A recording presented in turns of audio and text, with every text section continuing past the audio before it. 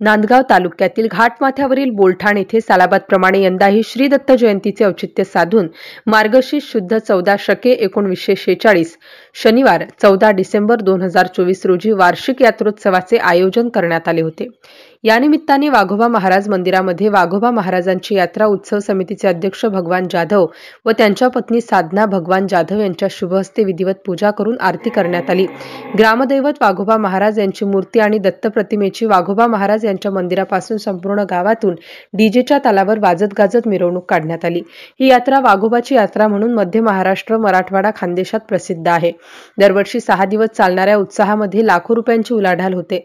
खवय्यांसाठी मोठमोठे हॉटेल, भांड्यांची दुकाने, महिलांसाठी विविध प्रकारचे सौंदर्य प्रसाधनांची दुकाने, खेळणीची दुकाने, गगनाला भिडणारी पाळणे, चप्पलची दुकाने, कपड्यांची दुकाने, त्याचबरोबर विविध प्रकारचे व्यवसाय करणारे बोलठाण येथे आलेले असतात। मध्य महाराष्ट्र, खानदेश, मराठवाड्यातील सर्वात मोठा हिंस्त्र प्राण्याच्या नावाने कदाचित महाराष्ट्रात ही एकमेव यात्रा आहे। या यात्रेस वाघोबांची यात्रा या नावाने ओळखले जाते।